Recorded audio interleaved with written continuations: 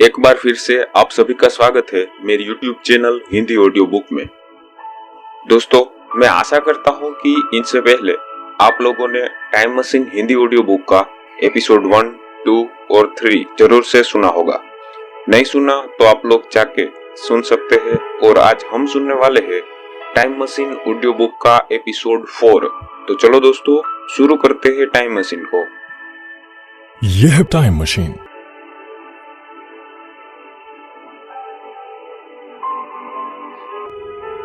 तो जब पायलट ने राजा से पूछा कि आप रोते क्यों रहते हैं हमेशा, तो राजा ने कहना शुरू किया, हजारों वर्ष पहले की बात है। उस समय मैं यहां नहीं बल्कि धरती पर राज किया करता था। मेरे पूर्वज एक महावीर थे। मेरे पिताजी भी महावीर थे। मैं भी एक साहसी और वीर बालक था। मेरे अंदर सभी गुण थे, इसलिए मुझे ही उत्तराधिकारी बनाया गया था।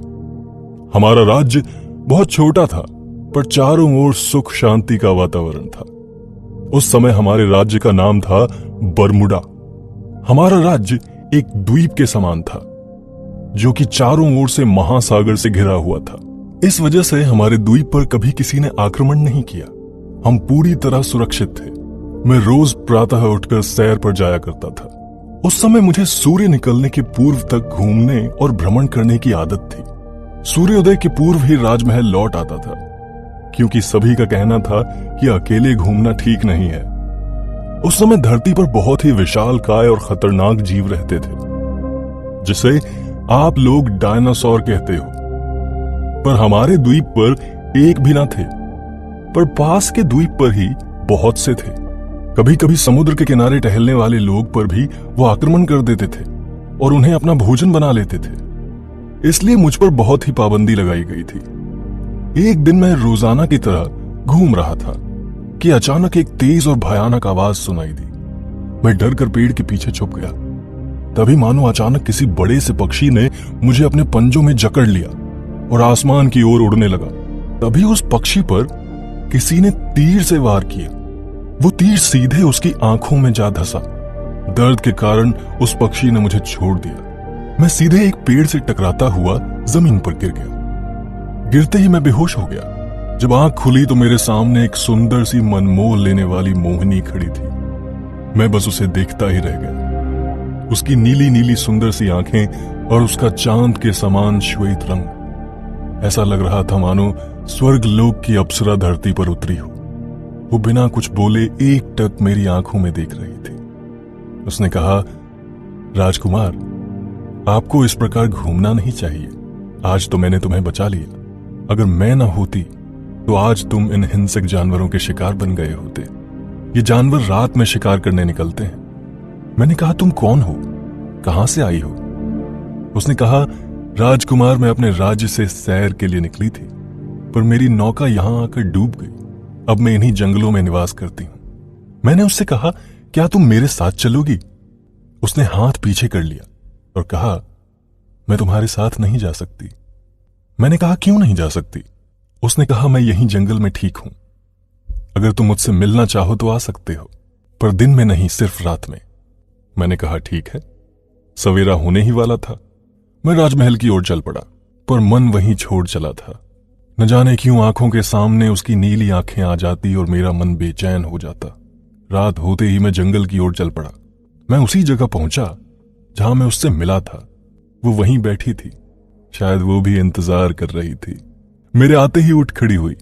उसने मुझसे कहा, इतना देर क्यों कर दिया आपने आने में? मैं समझ गया था कि जिस तरह की तड़प मुझे है, शायद वैसी तड़प इसके अंदर भी है। मैं कुछ न कहते हुए बस उसके सुंदर मुखड़े को देख रहा था। वो भी मुझे देख रही थी। मैं जैसे ही उसकी ओर बढ़ा, वो शर्माते हुए पीछे मुड़ गई। वो जैसे ही आगे बढ़ी, मैंने उसका हाथ पकड़ लिया। उसने कहा, मेरा हाथ छोड़ दो। मैंने कहा, ये हाथ मैं हमेशा के लिए थामना चाहता हूं। सुंदरी ने कहा, सोच विचार लो, तुम मेरे बारे में कुछ नहीं जानते। मेरा हाथ थामने के लिए तुम्हें कुछ शर्तें माननी होंगी। मैंने बिना कुछ सोचे समझे कहा, मैं तुम्हें पाना चाहता हूं, इसलिए मुझे तुम्हारी हर शर्त मंजूर है। उसने कहा, मुझसे वादा करो। मैंने उसका हाथ पकड़ा और कहा, इस रात और चांदनी को साक्षी मानकर मैं ये वादा करता हूं कि मैं तुम्हारी सभी शर्तों को मानूंगा। उस सुंदरी ने कहा, अब मैं तुम्हें अपनी शर्तें बताती हूँ। सुनो, तुम मुझसे मेरे बीते हुए कल को नहीं पूछोगे। मैं रोज रात के समय तुम्हारे पास रहूंगी, पर दिन में नहीं। सूर्योदय के पूर्व ही मैं तुमसे दूर चली जाऊंगी और सूर्यास्त के बाद ही आऊंगी, पर तुम मेरा पीछा भी नहीं करोगे और ना ही कभी पूछोगे कि मैं कहाँ जाती हूँ। मैंने कहा, मुझे सभी शर्तें मंजूर हैं। मैंने उसका हाथ पकड़ा और उसके साथ अपने महल की ओर चल पड़ा। मैं उसके साथ अपने महल में रहने लगा। वो रोज सूर्यास्त के बाद आती और सूर्योदय से पूर्व चली जाती। मैं उसके साथ अपना सुख दुख बांटने लगा। अब मैं रात के समय अपने महल में ही रहता तथा जंगल की ओर जाना छोड़ दिया था। एक दिन मैं अपने पिताजी के साथ राज दरबार में बैठा था कि कुछ किसान दरबार में हाजिर हुए। उन्होंने हाथ जोड़कर महाराज को बताया कि कुछ दिनों से उनके फलों के वृक्षों से सभी फल गायब हो जाते हैं। हमारे गोदामों से फसलें भी गायब हो रही हैं। एक किसान ने तो बताया कि मेरे दोनों बैल, हल, खेती के सभी औजार, यहाँ तक कि मेरा हरा भरा बागीचा भी गायब हो गया है। वहां अब सिर्फ खुदी हुई जमीन रह गई है। यहाँ तक कि तालाब से होकर आने वाला पानी भी अब नहर में नहीं आता, वो भी सूख चुका है। हम इसका पता लगाने के लिए जब तालाब पर गए तो वहां तालाब सूखा हुआ था। झरने का पानी नीचे गिरता हुआ दिखाई देता है, पर जमीन को छूने से पहले ही हवा में अदृश्य हो जाता है।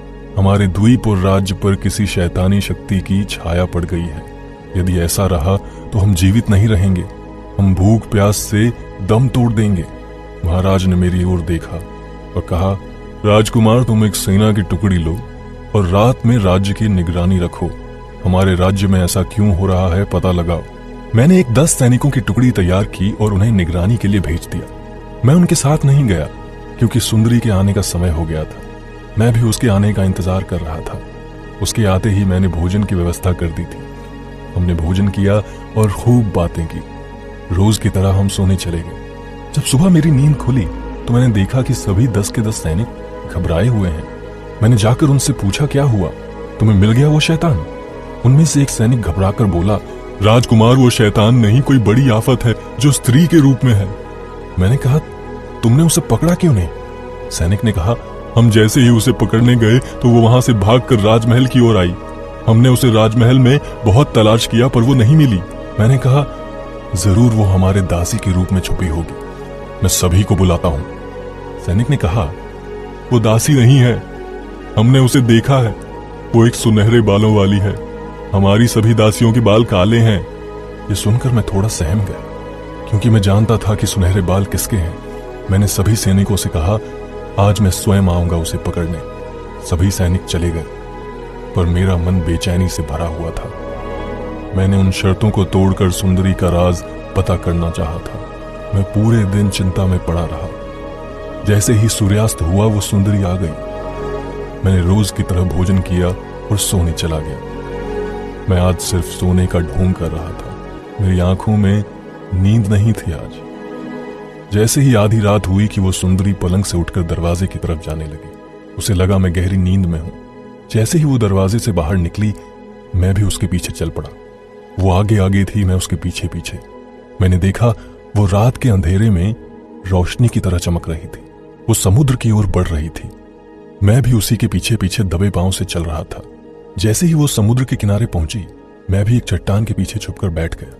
मैंने देखा कि उसके हाथों से एक अजीब सी बिजली की चमक निकली और पानी में जाने लगी। समुद्र के बीचों बीच एक रास्ता बनने लगा और वो उसी रास्ते आगे बढ़ने लगी। मैं भी उसके पीछे पीछे चलने लगा। कुछ ही दूरी पर बीचों बीच एक कुआं था जिसमें से लाल रंग की रोशनी निकल रही थी। वो उसी में कूद गई। मैंने भी हिम्मत की और मैं भी कूद गया, पर अंदर रोशनी का ऐसा बवंडर था कि मुझे कुछ भी दिखाई नहीं दे रहा था। मेरी आंखें बंद थी और जब मैंने आंखें खोली तो एक ऐसी जगह पर था जहां चारों तरफ सुंदर वातावरण, सुंदर सी जगह थी। मेरे एक तरफ तालाब और दूसरी तरफ वो सुंदरी खड़ी थी। आज उसकी आंखें नीली नहीं बल्कि लाल लाल आग उगलती हुई दिख रही थी। उसने क्रोध से कहा, हे मूर्ख, तूने अपना दिया वादा तोड़ दिया ना। मैंने तुझ पर विश्वास किया, तुझसे बेइंतहा प्रेम किया और तूने मेरे साथ धोखा किया। मैंने कहा, मैंने तुमसे धोखा नहीं किया है, बल्कि तुमने मुझे धोखा दिया है। मैं आज तक तुम्हें इंसान समझकर बेइंतहा प्रेम करता रहा, पर तुम तो शैतान निकली। हम दोनों झगड़ ही रहे थे कि एक प्यारी सी लड़की दौड़ते हुए आई और सुंदरी को मां बोलकर लिपट गई। सुंदरी का दहकता हुआ रूप उसके छूने से शांत हो गया था। मैंने कहा, ये कौन है? सुंदरी ने कहा, ये मेरी बेटी है जिससे मैं बहुत प्रेम करती हूं। मैं पूरा दिन इसके पास रहती और रात में तुम्हारे पास रहती हूं। मैंने कहा, ये कौन सी जगह है? मैं और तुम उस कुएं से होकर कहां आए हैं? सुंदरी ने अपने आंसू का एक बूंद तालाब में डाल दिया। तालाब का पानी एक ऐसे दृश्य में बदल गया जैसे मैं किसी का अतीत देख रहा हूं। सुंदरी ने कहा, यह मंगल ग्रह है, पृथ्वी की तरह एक दूसरी दुनिया है। देखो इस तालाब में, तुम्हें सभी सवालों का जवाब मिल जाएगा। मैंने तालाब में देखा, यह मंगल ग्रह वीरान और शुष्क पड़ा हुआ था। उस समय धरती पर जीवन फल फूल रहा था। उस समय न जाने किसी ग्रह से मंगल ग्रह पर एक यान उतरा। उस यान से एक बच्ची और एक महिला को यहां उतारकर वो यान फिर से चला गया। वो महिला अपनी बच्ची को संभालते हुए इस पर्वत की ओर बढ़ने लगी। उसकी आंखों में न जाने कितना दर्द और तकलीफ नजर आ रहा था। उसकी आंखों से आंसू गिरते चले जा रहे थे। वो औरत अपनी बच्ची को लेकर एक गुफा के अंदर आई, परंतु यहां भी चारों तरफ सूखा और वीरान मरुस्थल ही था।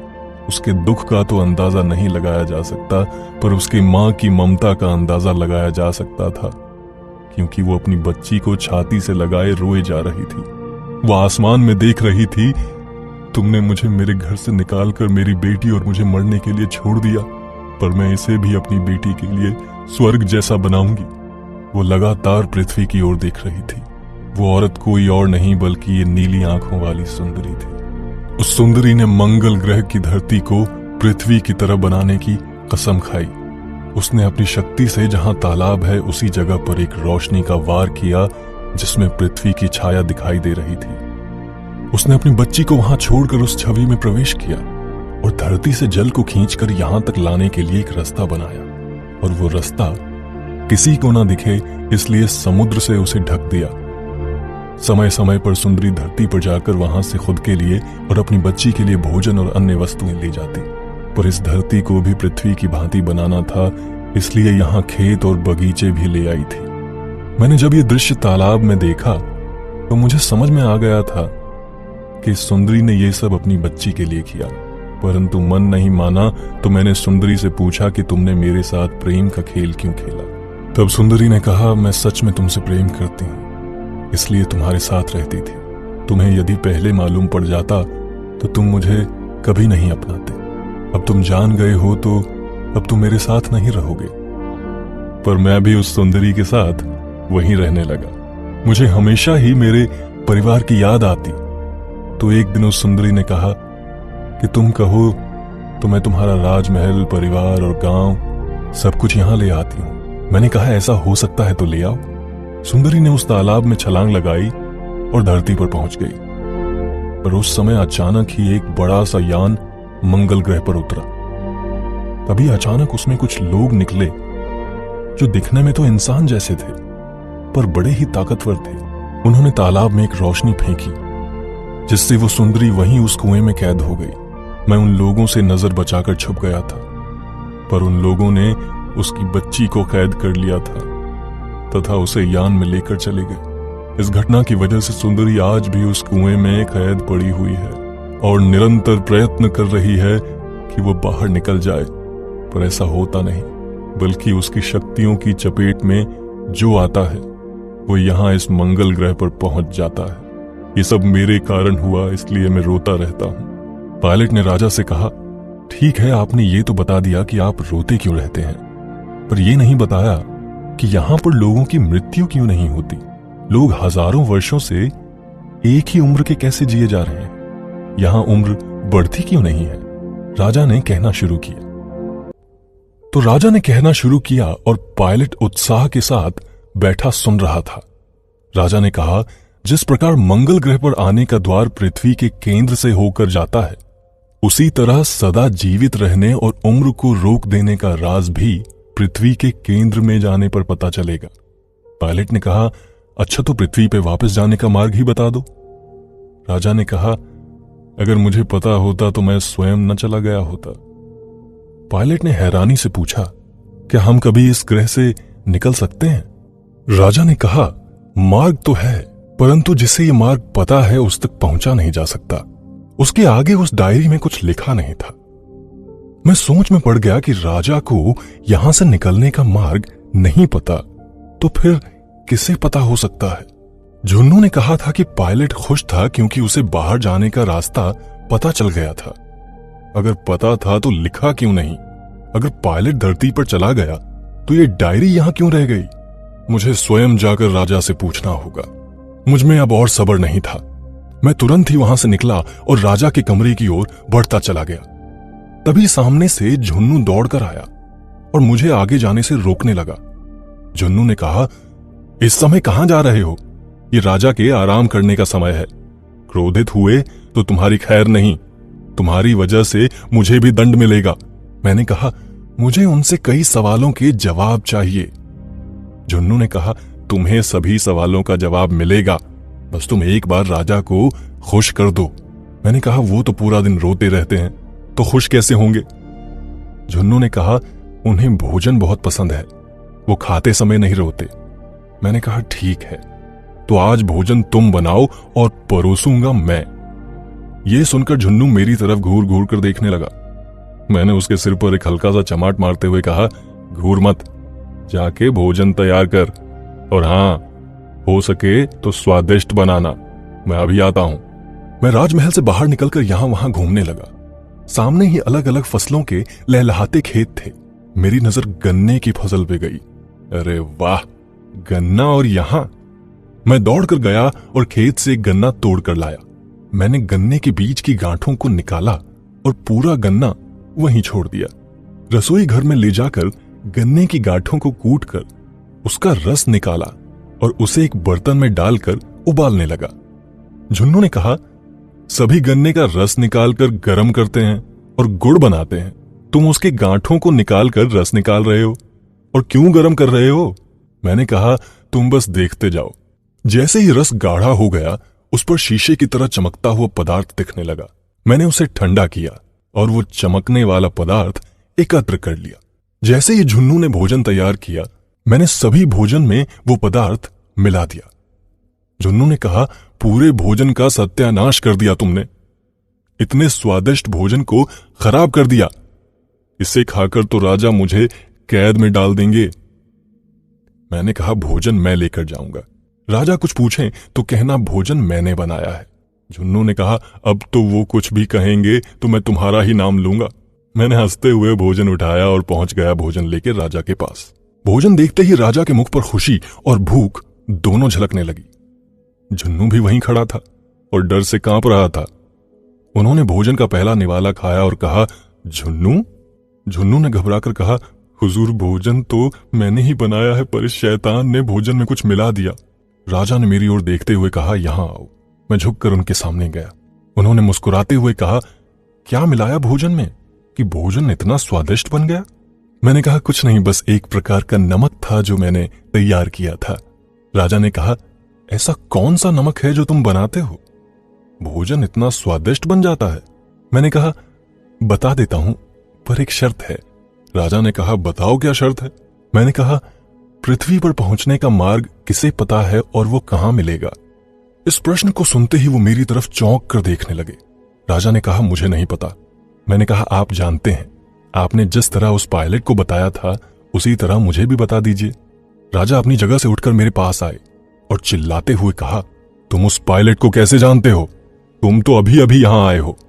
मैंने कहा, मैंने उसकी डायरी पढ़ी जिसमें उसने सब कुछ लिखा था। बस यही नहीं लिखा कि यहां से बाहर जाने का रास्ता किसे पता है। राजा ने कहा, मैं नहीं चाहता कि तुम भी उसी की तरह किसी भयानक मुसीबतों में फंस जाओ। मैंने चौंक कर पूछा, कहना क्या चाहते हैं आप? क्या पायलट धरती पर नहीं पहुंचा? राजा ने कहा, 2 वर्ष हो गए होंगे, परंतु वो निकल नहीं सका। मैंने कहा, बताओ मुझे, किसे पता है बाहर निकलने का रास्ता? राजा ने कहा, ठीक है, तुम खुद को मुश्किलों में डालना चाहते हो तो जाओ। यहां से वापस धरती पर जाने का रास्ता सिर्फ 2 लोगों को पता है। एक उस सुंदरी को जो कुएं में कैद है, जिसने यहां आने जाने का रास्ता बनाया। दूसरी उसकी बेटी जिसे दूसरे ग्रह के लोग उठा ले गए। मैंने कहा, मैं उस लड़की तक कैसे पहुंच सकता हूं? राजा ने कहा, मैं ये तो नहीं बता सकता, पर हां ये दिखा सकता हूं कि वो है कहां। मैंने कहा, चलो अभी दिखाओ मुझे कहां है वो। राजा ने कहा, रुको पहले मुझे भोजन कर लेने दो, तुम्हें जाना है तो जाओ, पर वो नमक कैसे बनता है झुन्नू को बताकर जाओ। मैंने कहा, झुन्नू को आता है, पर मैं उसे भी साथ लेकर जाऊंगा। राजा का भोजन हो गया और हमारे साथ चलने लगे। चलते चलते राजा ने कहा, तुम झुन्नू को क्यों ले जाना चाहते हो? इसे मेरे पास छोड़ दो भोजन बनाने के लिए। मैंने कहा, नहीं, अब अपना भोजन खुद बनाइए। जब खुद खाना बनाना पड़ेगा तो तुम भी धरती पर भागोगे। राजा ने कहा, अच्छा मैं खुद बना लूंगा, पर वो नमक कैसे बनता है वो तो बता दो। मैंने कहा, वो नमक नहीं है, धरती पर लोग इसे अजीनोमोटो कहते हैं। ये भोजन का स्वाद कई गुना बढ़ा देता है, पर इसे रोज खाने से लिवर खराब होता है। जो नुकसान शराब करता है वही नुकसान इससे भी होता है। राजा वहीं रुक गए और एक बड़ा सा दरवाजा खोला।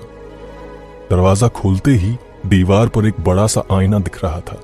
उस आईने में एक बड़ा सा आलीशान महल और महल के अंदर का दृश्य दिख रहा था। महल में हंसता खेलता एक परिवार दिख रहा था। वो लोग भी हमारी तरह के ही दिख रहे थे। महल के बीचों बीच एक सुंदर सी राजकुमारी का पुतला था। राजा ने उसी पुतले को इशारा करते हुए कहा, वो देखो, उस पुतले के अंदर वो लड़की है। उन लोगों ने सुंदरी की बेटी को एक पुतला बनाकर धरती पर छुपा कर रख दिया, पर एक समय चक्र के अंदर।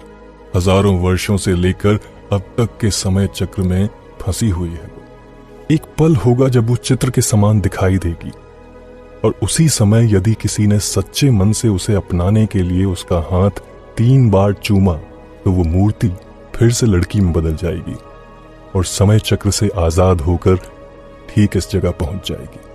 समय चक्र का नाम सुनकर मेरा माथा ठनका। मैं खुशी से नाच उठा, फिर रुका और खुद को एक झापड़ मारा। ये देखकर राजा और झुन्नू ने मुझसे पूछा, ये क्या अपने आप को ही मार रहे हो? मैंने हंसते हुए कहा, मैं भी इतना बड़ा मूर्ख हूं कि मेरे पास खुद यहां से निकलने का यंत्र है और इतनी सारी शक्ति है कि मैं कुछ भी कर सकता हूं। मैं सब कुछ भूलकर एक आम इंसान की तरह बर्ताव कर रहा था। यही सोचकर खुद को मार रहा हूं। राजा ने चौंक कर कहा, यंत्र? कैसा यंत्र? क्या तुम इस समय चक्र के बारे में जानते हो? क्या तुम इस समय चक्र में जा सकते हो? यदि जा सकते हो तो मुक्त करा दो उसे। हजारों वर्षों से कैद है यहां। मैंने कहा, मैं क्यों जाऊं? मैं अब सीधे धरती पर जाऊंगा, अपने परिवार के पास। राजा ने कहा, तुम अपने परिवार के पास तो चले जाओगे, पर ना जाने कब तक लोग अपने परिवार से बिछड़कर यहां आते रहेंगे और हजारों वर्षों तक फंसे रहेंगे। ना ही मौत मिलेगी न मुक्ति। राजा के इस वाक्य ने मेरा मन पिघला दिया। मेरा मन मुझसे कहने लगा, लोगों का भला करने के लिए तो मैंने यंत्र बनाया था, लोगों को बचाने के लिए ही मैं यहां तक आया। क्या इन्हें मुसीबतों से बाहर निकाले बगैर चला जाऊं? मैंने राजा से कहा, मुझे क्षमा कर दो, मैं कुछ समय के लिए स्वार्थी हो गया था। मैं मुक्त करूंगा सभी को, पर यह बताइए पायलट कहां चला गया, जबकि उसके पास कोई यंत्र भी नहीं था। राजा ने कहा, जो लोग गलत प्रयास करते हैं वो भी पुतला बन जाते हैं। जिन्होंने भी ऐसा किया सभी पुतला बन गए। मैंने उन्हें दूसरे कमरे में रखा है। मैंने उस कमरे में जाकर देखा तो सैकड़ों लोग थे। मैंने राजा और झुन्नू से कहा, मुझे यहां अकेला छोड़ दो। जब इस समय चक्र की पहेली को हल कर लूंगा तो तुम्हें बुला लूंगा। राजा और झुन्नू बाहर चले गए और मैं चित्र को बारीकी से देख रहा था। तो चलिए कहानी को आगे बढ़ाते हैं। उस कमरे में था मैं और वो तस्वीर। मैं बस उस तस्वीर के सामने बैठा हुआ था। तस्वीर को गौर से देखने लगा। इस तस्वीर को देखकर उस काल का पता लगाना बहुत मुश्किल था। मैंने तस्वीर पर बनी राजकुमारी की मूर्ति को ध्यान से देखा। मूर्ति एक बड़े से भवन के बड़े से हॉल के बीचों बीच रखी हुई थी। दरवाजे पर महिला सेना खड़ी थी। मूर्ति के बाएं एक खिड़की दिख रही थी और उस खिड़की से दिख रहा था बाहर का नजारा। उस नजारे को देख मैं सहम गया। मेरा शरीर ऐसे अकड़ गया जैसे काटो तो खून नहीं।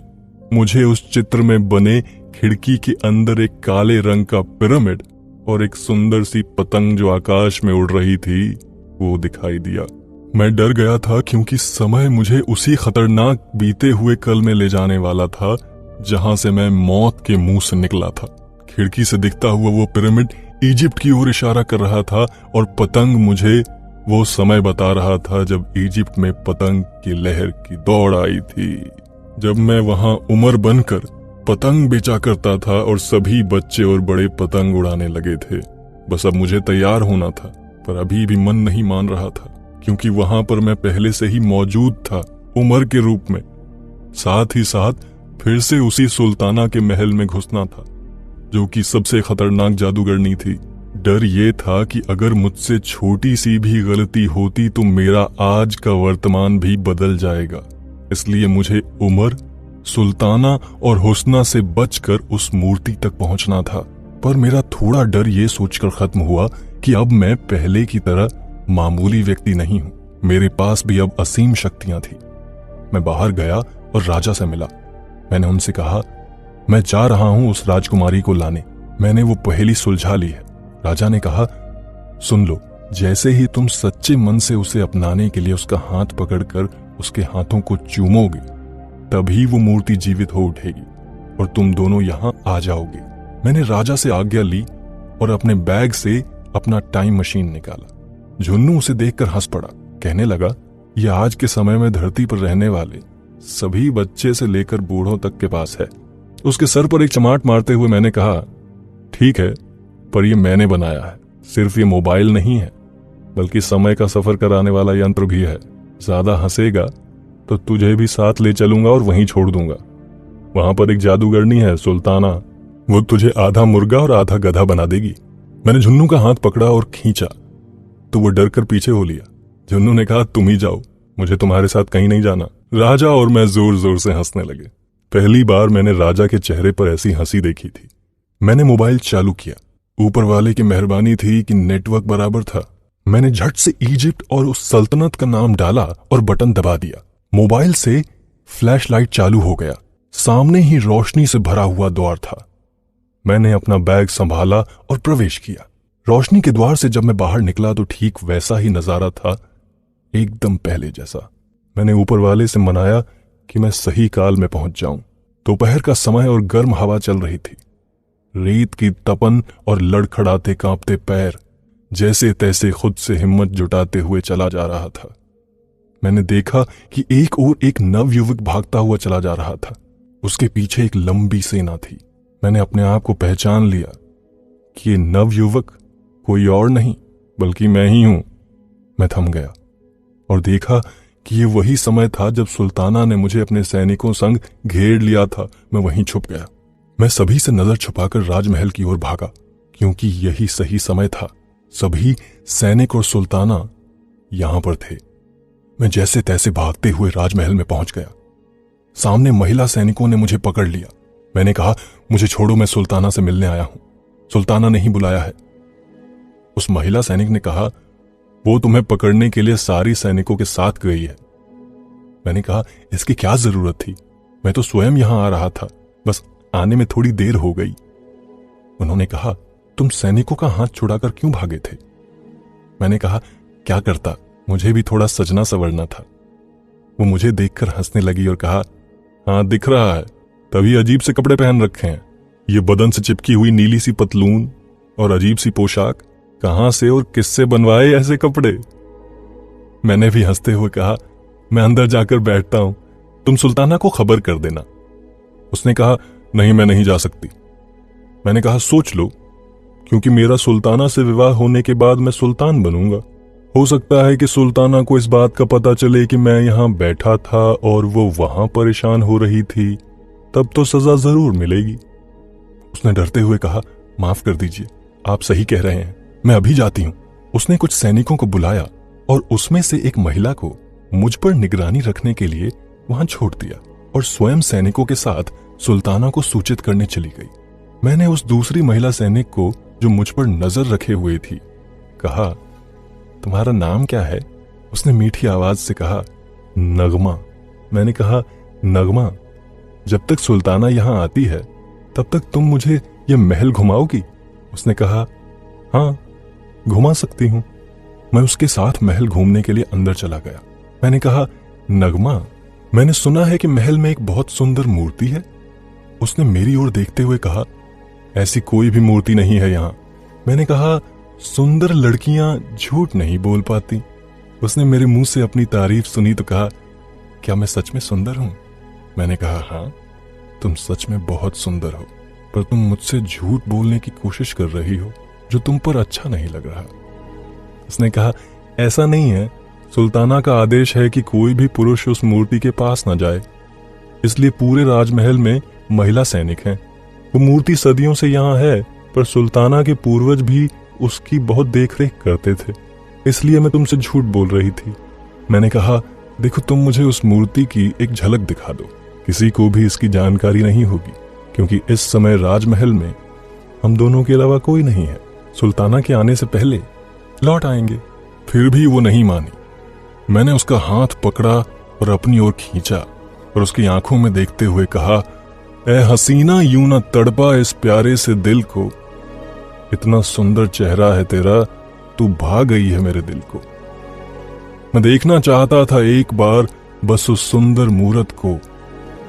क्या वो मूरत इतनी सुंदर है कि तुमने उसे छुपा रखा है?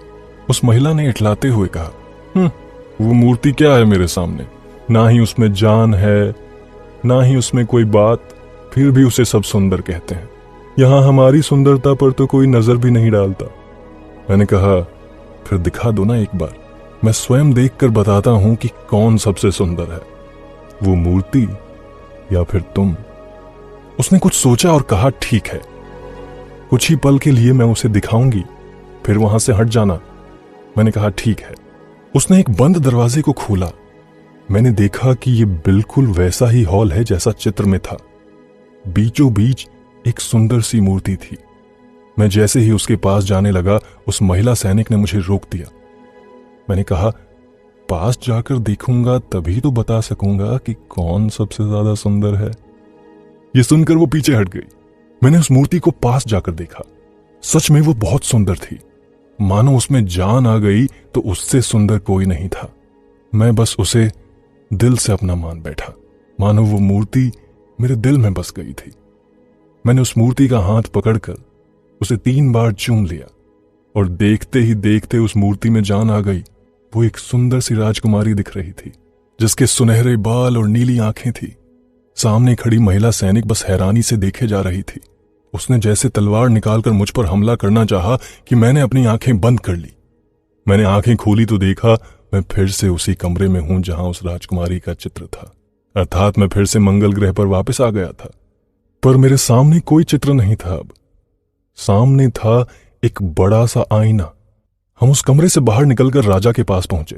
राजा ने जब हमें देखा तो दौड़कर पास आए।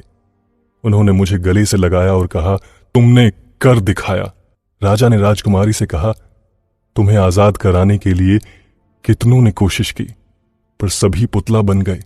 बस तुम एक बार उस कमरे में चले जाओ, जिससे कि सभी लोग फिर से इंसान बन जाएं। राजकुमारी मेरे साथ उस कमरे में गई जहां सभी लोग पुतले के रूप में थे। राजकुमारी ने सिर्फ अपने हाथों से इशारा किया और सभी जीवित इंसान के रूप में आ गए। राजा ने कहा, आज से ये तुम्हारी है, क्योंकि तुमने इसे दिल से अपना माना। मैंने राजकुमारी से कहा, मैं यहां का नहीं हूं, मेरी दुनिया यहां नहीं है, धरती पर है। क्या तुम मुझे बताओगी कि धरती पर जाने का मार्ग कहां है? राजकुमारी ने कुछ न कहते हुए सिर्फ आईने की ओर इशारा किया। हम सभी ने जब आईने की ओर देखा तो हमारे होश उड़ गए। उस आईने में एक नया चित्र था। तो चलिए कहानी को आगे बढ़ाते हैं। जब राजकुमारी ने अपने हाथों से आईने की तरफ इशारा किया तो आईने को देखते ही सबके होश उड़ गए। आईने में एक नया चित्र था। नए चित्र का मतलब नई चुनौती। आईने में समुद्र के बीचों बीच बना एक कुआं दिखाई दे रहा था। राजकुमारी ने कहा, इसी कुएं में मेरी मां कैद है। उसकी शक्तियों की वजह से ही पृथ्वी और मंगल ग्रह का तार जुड़ा हुआ है। अगर तुम मेरी मां को इस कैद से मुक्त करा दो तो यहां से सभी पृथ्वीवासी अपने घर पहुंच जाएंगे। फिर कभी ऐसा कोई हादसा नहीं होगा। लोग उस समुद्र में आने पर गायब नहीं होंगे। मैंने कहा, मैं कैसे बचा सकता हूं तुम्हारी मां को? तुम क्यों नहीं बचा सकती? या फिर महाराज क्यों नहीं बचा सकते? मैं ही क्यों? राजकुमारी ने कहा, क्योंकि तुम्हें इस कार्य को पूरा करने के लिए चुना गया है। तुम्हारे पास वो सभी शक्तियां मौजूद हैं जिन्होंने उन्हें कैद किया था। तुम्हें अभी तक ये नहीं पता कि तुम्हारे पास कितनी शक्ति है। मेरी मां को सिर्फ तुम ही कैद से मुक्त करा सकते हो। राजा ने कहा, तुम्हें जानना था ना कि यहाँ लोगों की उम्र रुक क्यों जाती है? इसका जवाब भी तुम्हें वहीं मिलेगा। मैंने कहा, मैं उन्हें कैसे आजाद करूंगा? राजकुमारी ने कहा, तुम जाओगे तो तुम्हें वो स्वयं मालूम हो जाएगा। मेरी माँ तुम्हें स्वयं बताएगी। पर हाँ, इतना जान लो कि समुद्र से जाना इतना आसान नहीं है। वहां तुम्हें ऐसे प्राचीन और भयंकर जीवों का सामना करना पड़ेगा जिन्हें तुमने कभी देखा भी नहीं होगा। वो सभी शैतानी जीव हैं, पर वो तुम्हारी अच्छाई और सच्चाई की शक्ति के सामने कुछ नहीं है। मैंने कहा, ठीक है, मैं जाऊंगा, पर समुद्र तक जाने का मार्ग है कहाँ? राजकुमारी ने कहा, मैं ले चलती हूँ तुम्हें। राजकुमारी ने मेरा हाथ पकड़ा और महल से बाहर ले गई। राजकुमारी को देखने के लिए सभी लोग आ गए थे। पहली बार सभी ने राजकुमारी को देखा था। राजकुमारी मुझे महल के सामने के तालाब के पास ले गई और कहा, तालाब के बीचों बीच से समुद्र का रास्ता जाता है जो कि तुम्हें सीधे कुएं के पास पहुंचा देगा। मैं जाने के लिए तैयार हुआ कि राजकुमारी ने मुझे पकड़कर सीने से लगा लिया और रोने लगी। राजकुमारी ने रोते हुए ही कहा, तुम्हें जल्दी ही लौट कर आना है, वो भी मेरे लिए। मैं अब तुम्हारे बिना अधिक समय तक नहीं रह सकती। मैंने उसके आंसू पोंछे और बिना कुछ कहे तालाब में कूद गया। तालाब के बीचों बीच आते ही एक घुमावदार बवंडर उठा और मैं उसमें समा गया। कुछ ही पल हुए थे कि मैं अब स्थिर पानी में खड़ा था। मेरे सामने था एक बड़ा सा कुआं, पर ताज्जुब की बात यह थी कि मैं समुद्र की गहराई में था, पर आसानी से खड़ा था, जैसे मैं धरती पर हूं। मैं पानी में भी सांस ले रहा था, क्योंकि मेरी गर्दन पर मछलियों की तरह गलफड़े निकल आए थे। मेरी जादुई अंगूठी चमक रही थी। मैं तुरंत ही उस कुएं में कूद गया। कुएं में कूदते ही एक अजीब सी चमकती रोशनी ने मुझे अंधा कर दिया। जब मैंने आंखें खोली तो मैंने देखा, एक तरफ समुद्र का किनारा और एक तरफ बड़ी सी गुफा। कुछ समझ नहीं आ रहा था। अभी अभी मैं समुद्र के भीतर था, पर कुएं में कूदने के बाद समुद्र के किनारे कैसे आ गया? सामने ये गुफा कैसे? बड़ी ही अजीब बेचैनी थी यहाँ। ना ही कोई आवाज, ना ही कोई पक्षी। यहाँ तक कि समुद्र भी शांत था। समुद्र का पानी कभी शांत नहीं रहता। यहाँ ना ही कोई लहर थी, ना ही कोई बादल। हवा ना होने के बावजूद भी सांस लेने में कोई तकलीफ नहीं थी। मैंने हंसते हुए अपने मन से कहा, राजकुमारी ने कहा था वहां बहुत भयानक प्राणी है, जान का खतरा भी है, यहाँ पर आने के लिए साहस चाहिए। आते समय पगली रो भी रही थी, पर यहाँ तो ऐसा कुछ भी नहीं था। फिर भी मन भयभीत था, क्योंकि सामने ही एक रास्ता था। वो रास्ता चट्टानों के बीचों बीच बनी गुफा में जा रहा था। वो रास्ता चट्टानों के बीचों बीच बनी गुफा में जा रहा था। द्वीप में अंदर जाने का बस यही रास्ता था। मैंने अपने पीछे रखा हुआ अपना हथियार निकाला। मेरा वही लोहे का छड़, अर्थात मेरा सरिया, जो हर समय मेरे पास ही रहता है। मैंने मजबूती से उसे पकड़ा और सावधानी से एक एक कदम डरते हुए बढ़ाने लगा। चाहे कितना भी शक्तिशाली हो जाऊं, पर हूं तो इंसान ही ना। मन से डर नहीं निकल रहा। धीरे धीरे मैं गुफा के अंदर बढ़ने लगा। गुफा में इतना अंधेरा था कि कुछ दिखाई नहीं दे रहा था। सिर्फ दीवारों पर हाथों से और आगे की तरह सरिये से टटोल टटोल कर आगे बढ़ रहा था। अचानक मेरे सरिये को किसी ने पकड़ा और मुझे उठाकर दूर फेंक दिया। मैं धम्म से नीचे गिरा और लुढ़कते हुए गुफा के बाहर चला गया। मैं समझ गया कि अंदर कोई बहुत शक्तिशाली व्यक्ति है जो मुझे अंदर नहीं आने दे रहा। मैं झट से बाहर आया और समुद्र का खारा पानी मुंह में भर लिया। धीरे धीरे अंदर बढ़ने लगा।